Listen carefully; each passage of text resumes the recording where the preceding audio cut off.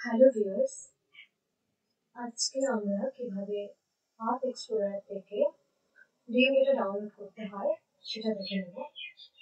চলো প্রথমে আমরা আর্ট এক্সপ্লোরার সার্চ করব। তারপর প্রথমেই চলে এসেছে, সেই অপশনটাতে ক্লিক করব।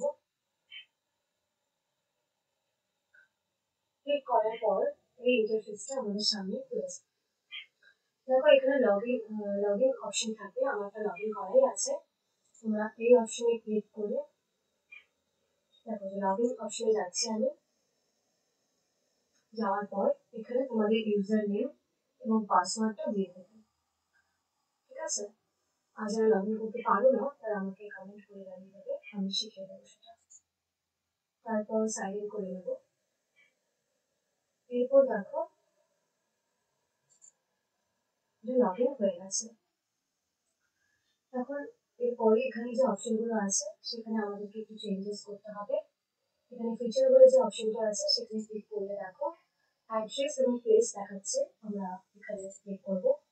তারপর আমরা যে জায়গায় ড্রিম ডেটা ডাউনলোড করতে চাই সেখানকার সেই প্লেসটাকে লিখে দেবো। ধরো আমি দিচ্ছি কলকাতা, কলকাতা দিলাম, শো করবো।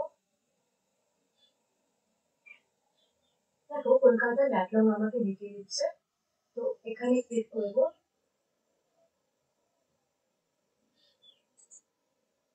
এখানে ক্লিক করার পরে এখানে যে ডেটা সেট বলে অপশনটা আছে ডিরেক্টলি এখানে তোমরা ক্লিক করে দেবে।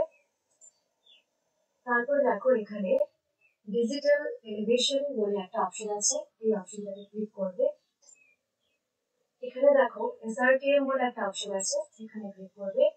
এখান থেকে প্রথম যে অপশনটা আছে এই অপশনটাতে ক্লিক করবে। তারপরে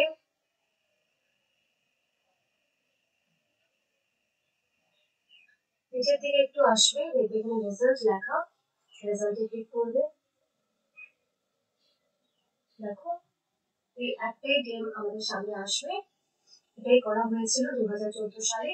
তো এইখানে বিভিন্ন ফুটপ্রিন্ট আছে, ইমেজটাকে তোমরা দেখে নিতে পারো। তো যেহেতু একটাই ডেটা, এটা আমরা ডিরেক্টলি ডাউনলোড অপশনে গিয়ে ডাউনলোড করব। এবার ডাউনলোড অপশন খোলার পরে দেখো তিনটে জিনিস দেখাচ্ছে আমাদেরকে, 3 রকমের এমবি। তো যেটা সব থেকে বেশি এমবি রয়েছে, এই যে লাস্টে যেটা রয়েছে আর কি, টিপ ফাইল করে আমরা সেটাই ডাউনলোড করব।